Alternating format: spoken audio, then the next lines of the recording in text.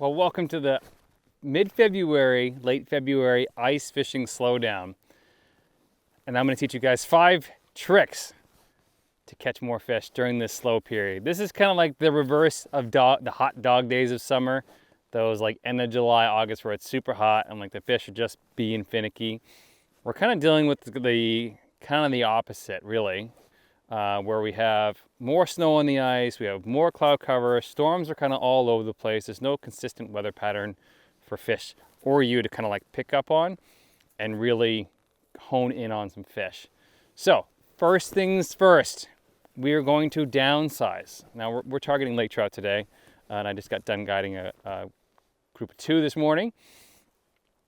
So I will go as small as a 7mm tungsten, which is available at benefitfish.com. So, you know, a lot of people use like 1 ounce, big jigs for Lakers, all the way down to 0.2 ounces, 7mm with a number 4 hook. I will use a super, super small hook this time of year because bait is actually not growing as fast. Everything kind of slows down this time of year. So make sure you downsize. Even if you're using live bait that was working earlier this year, downsize that bait. If you're looking for a big smelt, look for a small smelt. If you're looking for big shiners, go to small shiners. That will help you out a ton. Number 2 is slow down your jigging motion. Don't be super erratic. Don't try to rip it away from lake trouts unless they're really fired up. If you have a laker that's coming in at like Mach 10, match their speed.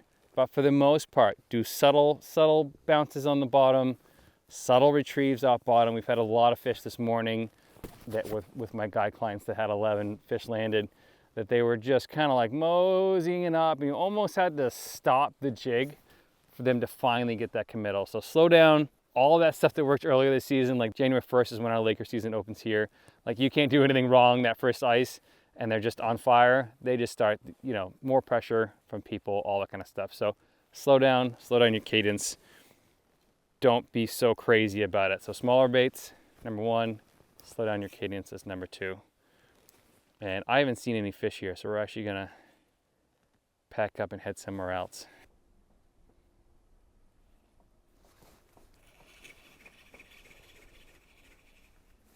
Ooh, right there.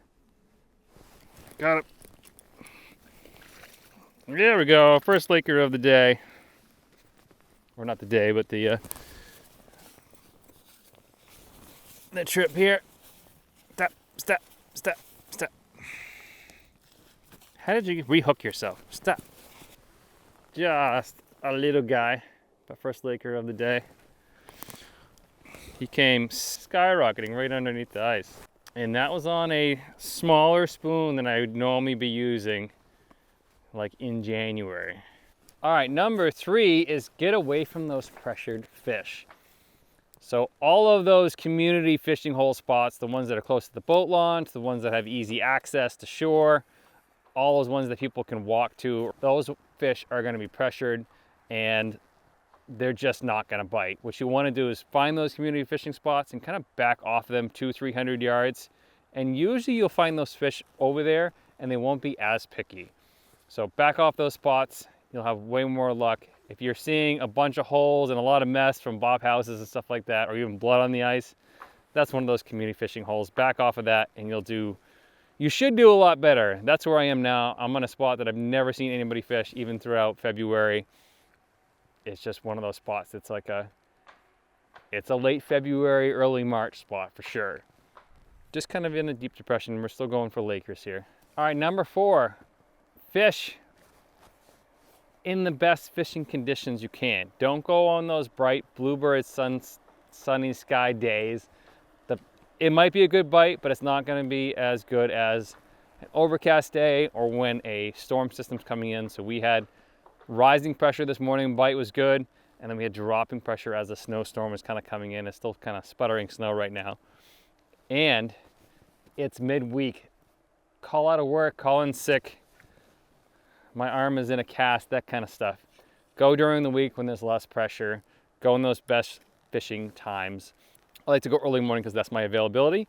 I like to sneak out before the family and the kids wake up and go fishing and then come back and home for dinner. If you can't do that, stay late. When everybody starts packing up around like 11 to 2, stay past that 2 o'clock time frame when that light starts to go down. Lakers will fire back up right before that weather change or even that sunlight change. What I've seen most of the time is overcast skies, rising pressure is the best. That first couple hours of diving pressure, this is barometric pressure that I'm talking about, is really good as well. So I use, I'll pull it up right here, barometricpressure.app. It's not an actual app, it's just a website, I think. But that's what I use, and it's pretty religious, pretty predictable on what Lakers want to do based on barometric pressure. Number 5, be quiet. I know that sounds weird for Lakers, but I fish in some places that it's 20 feet deep, and cleats on the ice can make a big difference, stomping on the ice. Just be quiet, running machines all around you, so like getting away from people helps a lot. It's more for like shallow water bites, not so much the deep water guys. But when you're targeting Lakers under 30, that surface noise, banging on the ice, doing all that stuff can make a big difference. I've seen fish, I've actually tried to sight fish for Lakers.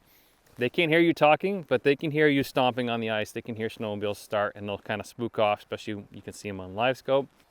I have not had any really get scared of live scope or normal sonar. They're pretty used to kind of hearing that throughout the year. They might catch on to it, especially like a bigger Laker.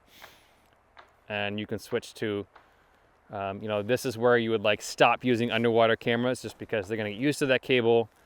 They're going to get used to seeing stuff down there that might spook them.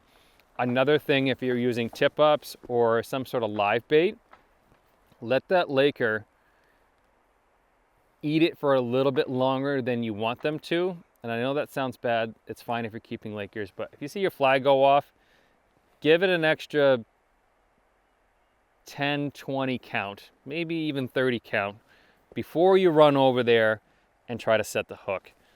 Just because any sort of disturbance in the line, we had some like drop it today, which is really weird. Normally they pick it up and swallow and they just keep on going. So give them a little bit more time to eat. That's that reducing noise mindset. Ooh, that's a big one. Come on.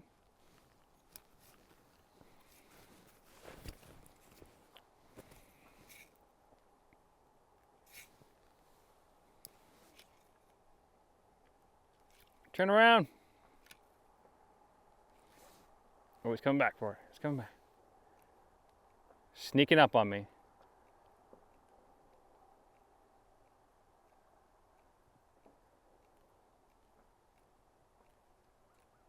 Where'd he go? That Laker was hot.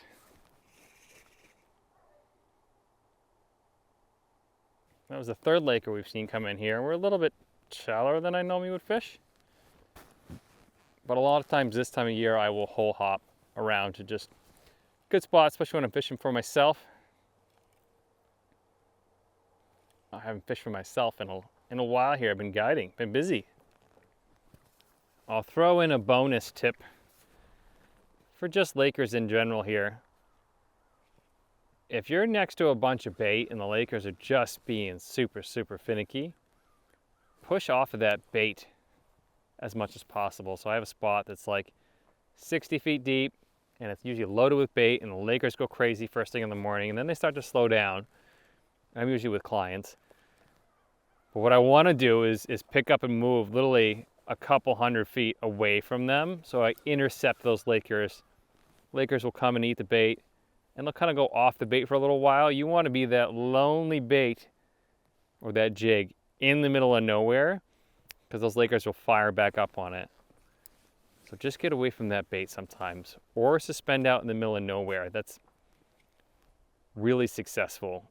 It's a long waiting game, but you can really pick up some bigger fish doing that. Trying to catch one more before I gotta go here. Rarely do I get a chance to go fishing after I'm done guiding. Usually I'm exhausted by then. But now we're at about 55 feet of water. Legit just pushed off a spot that I would fish early season. And a spot I've never tried before, so we're just trying a new spot. Nothing in this spot. Let's go check next to the boat launch. All right, I can't get any of these fish to bite in this last part of the day here, and I can't stay late past the 2 o'clock, and it's like 1:45-ish, and I gotta go. Well, I had about 6 Lakers chase me and not commit over here. All right, I hope those 5 tips helped you. I hope those 5 tips help you for the rest of February and the beginning of March. This is the dog days of ice fishing season right now. If you guys want to learn more about Laker fishing, either click here or click here, and I'll see you in one of those next videos. The fishing has completely slowed down right now, and I should stay past 2 o'clock, but I can't. And if you guys want to support the channel, visit bennettfish.com.